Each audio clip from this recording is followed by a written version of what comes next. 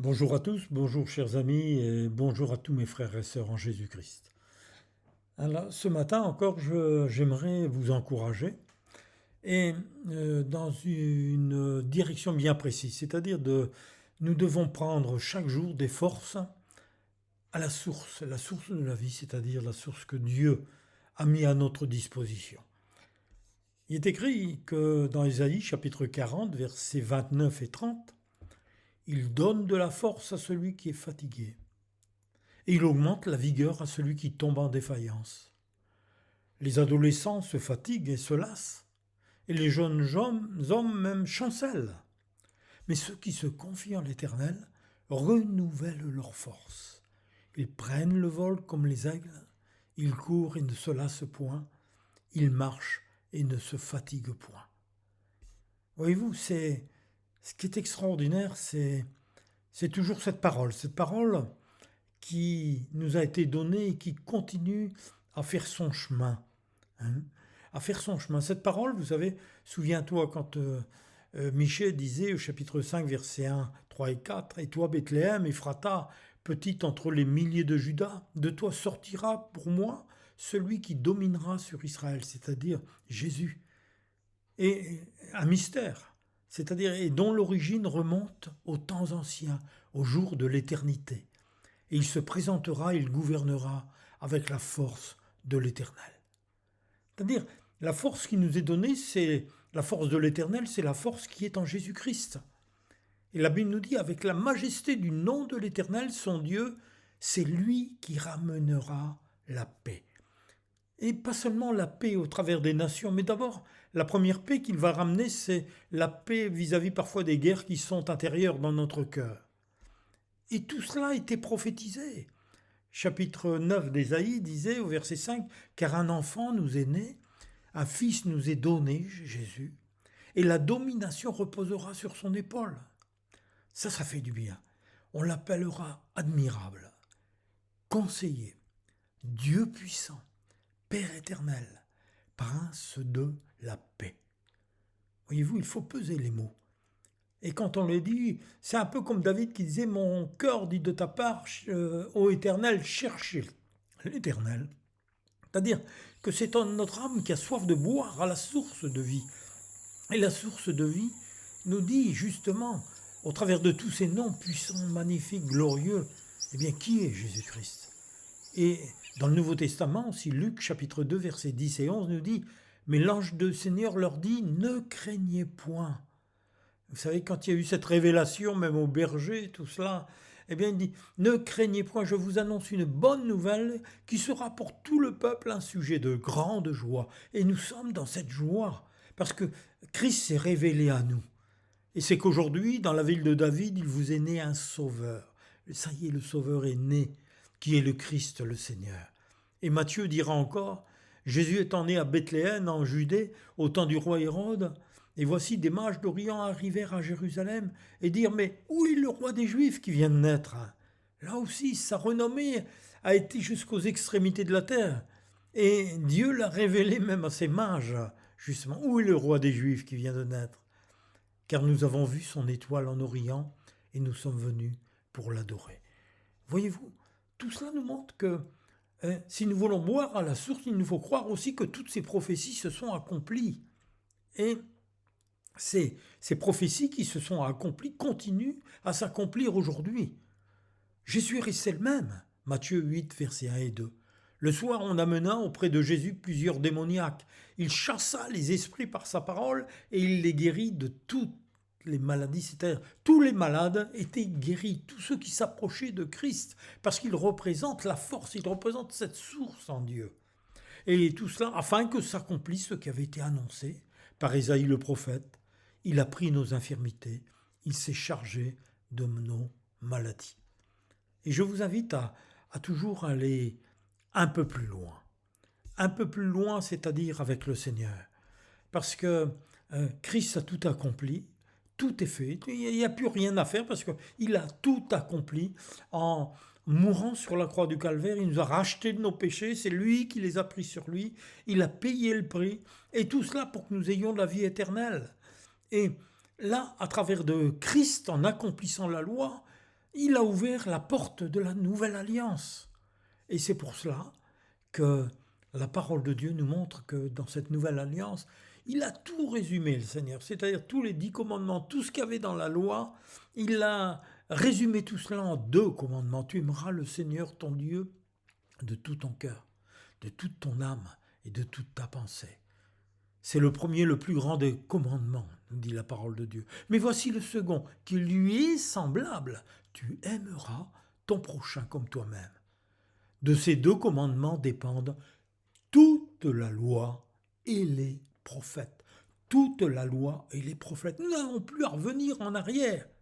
Dieu nous a donné cette nouvelle alliance au travers de Christ. Et si sur cette terre, on savait respecter et accepter selon ce que Dieu nous a donné au travers de ses commandements, ces 2 commandements, c'est vrai, il n'y aurait plus de guerre. Beaucoup de choses seraient résolues. Mais hélas, le monde travaille pour la nourriture et pour la guerre, pour l'argent. Nous le voyons. Et Dieu nous dit, mais quant à vous, Jean 6, versets 27-29, travaillez non pour la nourriture qui paye, vous en fichez, excusez-moi, mais un jour toutes ces choses passeront. Lorsque nous partirons, nous laisserons toutes ces choses sur terre. La nourriture qui périt, mais les biens matériels, les biens immobiliers, tout cela. Mais travaillez pour celle qui subsiste, c'est-à-dire pour la vie éternelle, et que le Fils de l'homme vous donnera. Car c'est lui que le Père, que Dieu a marqué de son sceau. Et lui dire, vous savez, ça c'était les pharisiens, mais que devons-nous faire pour faire les œuvres de Dieu? Et Jésus leur répondit simplement, l'œuvre de Dieu, c'est que vous croyez en celui qui l'a envoyé. C'est-à-dire, le Père a envoyé son Fils, Jésus-Christ. Et Jésus va appuyer encore. On n'a pas besoin, je dirais, de prophètes extérieurs. On n'a pas besoin d'hommes sur qui nous attacher, nous appuyer, ni des commandants de religion, ni des hautes autorités religieuses. Mais nous avons besoin simplement de Jésus. Jean 6, versets 44-45, Jésus dit, mais nul ne peut venir à moi que si le Père qui m'a envoyé ne l'attire. C'est-à-dire, tout vient de Dieu. Il y a un feeling qui est donné par le Père pour nous attirer, pour venir à Christ. Et la Bible nous dit, et je le ressusciterai au dernier jour. Ça, c'est l'œuvre de Christ, la vie éternelle. Seule la Bible nous explique les origines de la création, de notre venue sur terre, mais aussi des conséquences de la désobéissance. Par nos premiers parents, au commandement du seul Dieu créateur et du seul médiateur Jésus-Christ. Voilà la faute. Et nous avons besoin vraiment de connaître que Dieu nous aime. La Bible nous dit que Dieu veut que tous les hommes soient sauvés et parviennent à la connaissance de la vérité. Jésus est le chemin, la vérité, la vie.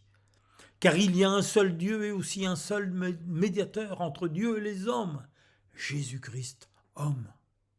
Chaque jour a son lot de nouvelles, c'est vrai, des tristes, des joyeuses, des vraies, des fausses. Effectivement, il y en a tout plein actuellement. On ne parle que de ça, pour occuper l'esprit. Vous savez, le diable est malin, pour occuper l'esprit afin de ne pas penser à Dieu. Et ces nouvelles, parfois, peuvent réjouir certaines choses, ou alors attrister. Elles peuvent fortifier ou complètement démoraliser. Elles peuvent rendre fortes ou font naître la peur, nous portent ou alors nous dépriment. Ça, c'est le monde, c'est tout ce qui nous entoure. Mais nous avons tous le libre arbitre de choisir, de croire ou de ne pas croire. Mes amis encore, mes frères et sœurs, Dieu nous aime, Dieu nous aime. Il nous avertit en nous disant la vérité dans sa parole. C'est pour ça que je dirais un peu les mêmes paroles que Paul qui disait « Je vous en supplie, croyez-la, aimez-la, et le résultat vous surprendra. Si vous avez la foi en Jésus-Christ, si vous l'aimez, si vous la gardez dans votre cœur, le résultat vous surprendra. » Oui, mes amis, Jésus a payé le prix de sa vie pour vous secourir et pour vous délivrer, quels que soient vos problèmes, quelles que soient vos maladies. Revenez à Christ de toute votre pensée, de tout votre cœur. Aimez cette parole. Vous savez, la parole de Dieu nous montre que l'histoire nous raconte comment les hommes ont rejeté Christ, les sacrificateurs ont rejeté Christ, les hommes politiques ont rejeté Christ, les rois ont rejeté Christ. prenez Hérode, Pilate, les grands sacrificateurs de l'époque, Caïphe, eh bien, nous voyons qu'ils étaient même d'accord pour repousser Christ, parce qu'il y avait quelqu'un derrière qui les manipulait. Et la parole de Dieu, même quand nous montre qu'ils ont essayé de piéger Jésus, mais Jésus se taisait. Matthieu 26, versets 63-66. Jésus garda le silence et le souverain sacrificateur, prenant la parole, lui dit « Je t'adjure par le Dieu vivant de nous dire si tu es le Christ, le Fils de Dieu. » Alors qu'il le savait au fond de lui-même. Mais il voulait condamner Christ. Et Jésus lui répondit « Tu l'as dit. De plus, je vous le déclare, vous verrez désormais le Fils de l'homme assis à la droite de la puissance de Dieu et venant sur les nuées du ciel. » Alors souvent un sacrificateur déchira ses vêtements en disant « Il a blasphémé. Qu'avons-nous encore besoin de témoins? Voici, vous venez d'entendre son blasphème. Que vous en semble ?» Ils répondirent « Il mérite la mort. » Mais tout cela, c'était dans le plan de Dieu. Parce qu'il a dit la vérité, parce qu'il était le Fils de Dieu, la sentence est tombée, la mort. Matthieu, chapitre 27, versets 35 à 37, ils disent après l'avoir crucifié. Ils se partagèrent ses vêtements en tirant au sort, afin que s'accomplisse ce qui avait été annoncé encore par le prophète. Ils se sont partagés mes vêtements, et ils ont tiré au sort ma tunique. Là aussi, ce message parle aux sceptiques, à ceux qui encore doutent, mais tout était écrit il y a plus de 800 ans, avant Jésus-Christ. Et il est dit que ces hommes, ces soldats, ils s'assirent, ils le gardèrent pour indiquer le sujet de sa condamnation, et on écrivit au-dessus de sa tête, même celui-ci est Jésus, le roi des Juifs. Ça aussi, c'est historique. Flavius Joseph le dit dans ses écrits, la Bible le dit aussi, et c'est écrit en 3 langues pour qu'il n'y ait aucune excuse, c'est-à-dire que tous, le monde entier saura que celui qui était cloué était Jésus-Christ de Nazareth, le Fils de Dieu, le roi des Juifs. Et même si les passants l'injuriaient et secouaient la tête en disant « Toi qui détruis le temple et qui le rebâtis en 3 jours », sauve-toi toi-même, si tu es le Fils de Dieu, descends de ta croix, vous vous rendez compte un peu. Mais ça devait être terrible, en même temps que Christ était cloué, il ne pouvait pas bouger, il s'était donné volontairement, puis en plus on en remettait une couche, descends de ta croix si tu es le Fils de Dieu. Tu as sauvé les autres, hein. Regarde, il ne peut même pas se sauver lui-même. Et là, voyez-vous, c'était le diable qui était en train de perdre la partie. Et s'il est le roi d'Israël, qu'il descende de la croix, et nous croirons en lui. Le diable voulait, a dit par la bouche d'humains qui étaient là, justement pour essayer encore de diminuer Christ, de le faire descendre, de le faire fléchir. Il aurait pu le faire, mais il ne l'a pas fait parce qu'il devait mourir. Il s'est confié en Dieu, et Dieu l'a délivré. Même si les autres disaient « s'il l'aime car il a dit je suis le Fils de Dieu », c'était la raison de sa mort. Et voyez-vous, le pire de tout cela, et dans notre 21e siècle, en 2025, eh bien, il y a tout plein de gens encore qui restent dans l'incrédulité. Et l'incrédulité engendre des pensées, des questions méchantes, inspirées par l'adversaire de Dieu, le diable. « Si tu es le Fils de Dieu, si. » L'incrédulité rend incrédule, méfiant, sceptique, soupçonneux. Elle est anti-foi. Il nous faut garder notre cœur malléable et faire attention à cette maladie, je dirais, d'incrédulité qui est dans ce monde, à ce filet séducteur qui se répand sur le monde, qui est l'incrédulité. Elle s'oppose à la vérité que nous enseigne la parole de Dieu, à Jésus qui est la parole de Dieu. Oui, mes amis, Jean le répétait, chapitre 1, verset 1, au commencement était la parole. Et la parole était avec Dieu, et la parole était Dieu. Et l'apôtre Jean, dans 1 Jean, chapitre 1, verset 1 à 3, a encore répété ce qui était dès le commencement, ce que nous avons entendu avec nos oreilles, ce que nous avons vu de nos yeux, ce que nous avons contemplé, et que nos mains ont touché concernant la parole de vie. Car la vie était manifestée et nous l'avons vue. Des hommes l'ont vue, des femmes l'ont vue. Et actuellement encore, beaucoup d'hommes et de femmes le voient.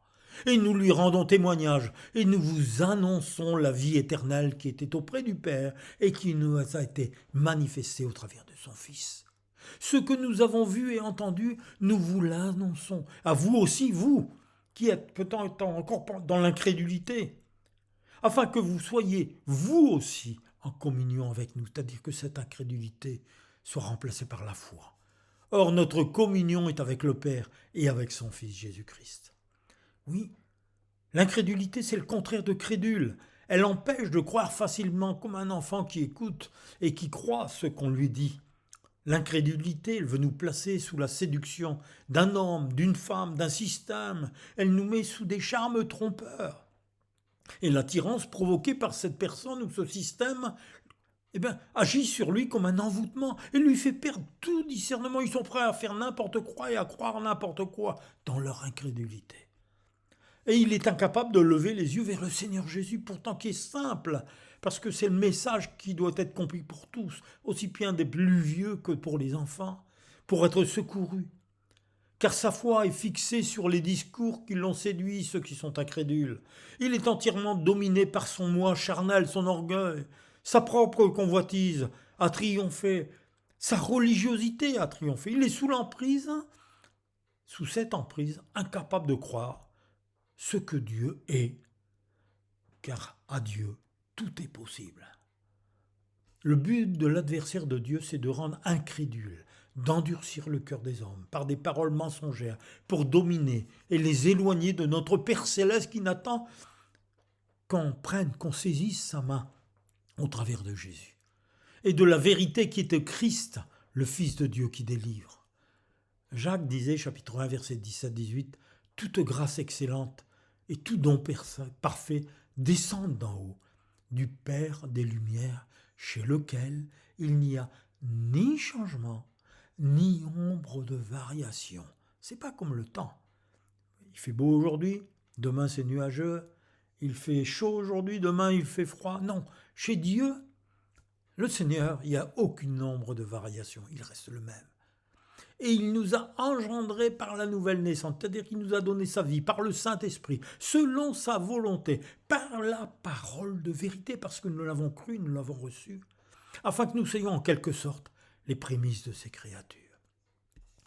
Il est écrit que dans 2 Timothée, chapitre 4, versets 3 et 4, et c'est ces temps que nous vivons. Déjà, à l'époque de Timothée, c'était comme ça, mais maintenant c'est encore pire, car le temps viendra où les gens ne voudront plus écouter le véritable enseignement. Mais ils suivront, surtout à cause d'Internet et de tout ce qui se passe sur la toile du net, ils suivront leurs propres désirs et s'entoureront d'une foule de maîtres qui leur diront ce qu'ils aiment entendre. Et ils détourneront l'oreille de la vérité et se tourneront vers les fables.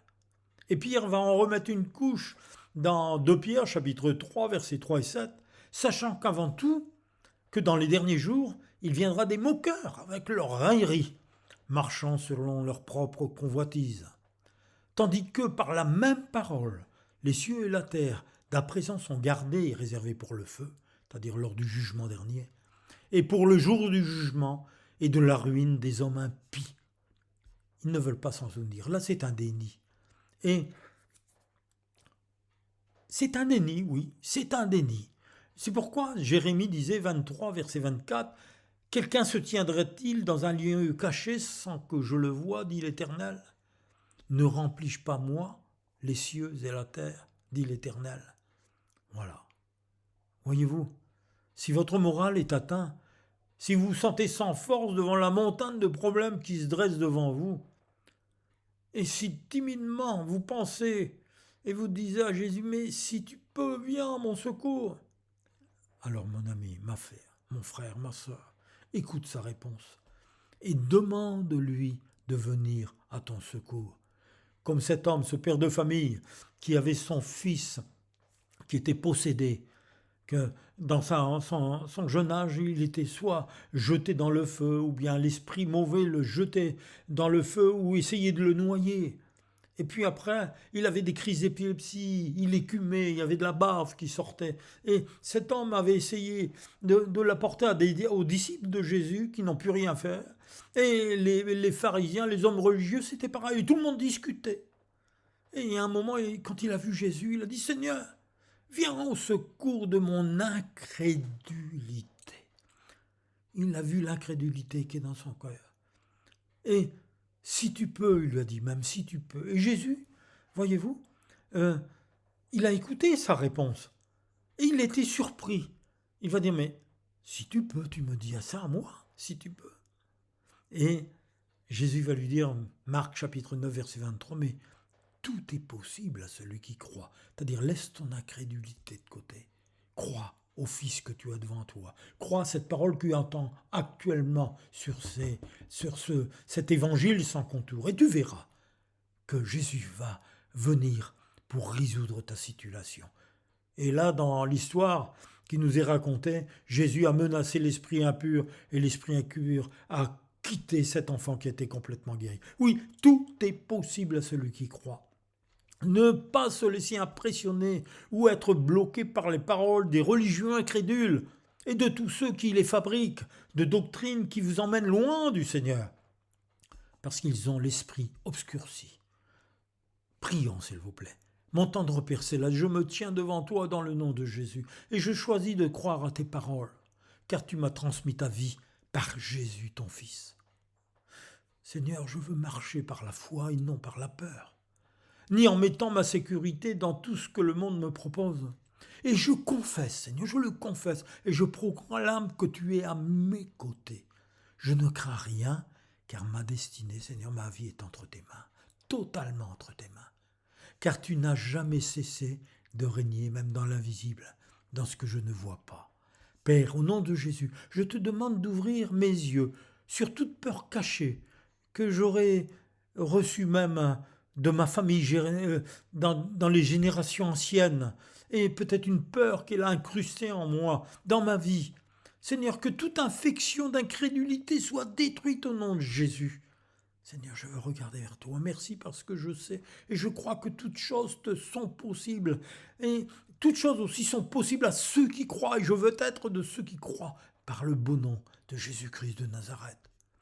Mes amis, continuez à enlever toute racine d'incrédulité et de marcher dans la foi et par la foi en Jésus-Christ. Soyez bénis au nom de Jésus.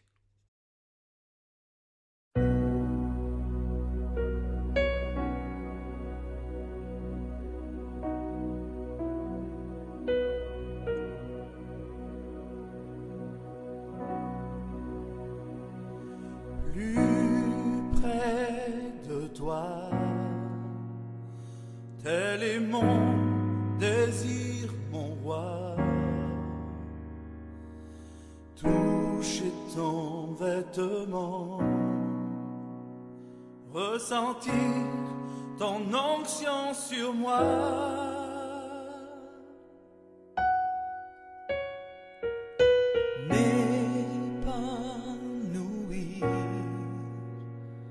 Dans tes bras, venir me blottir, passer des moments avec toi, écouter le son de ta voix, m'éloigner de la terre pour pouvoir toucher mes jours seront finis, me réveiller à côté de toi.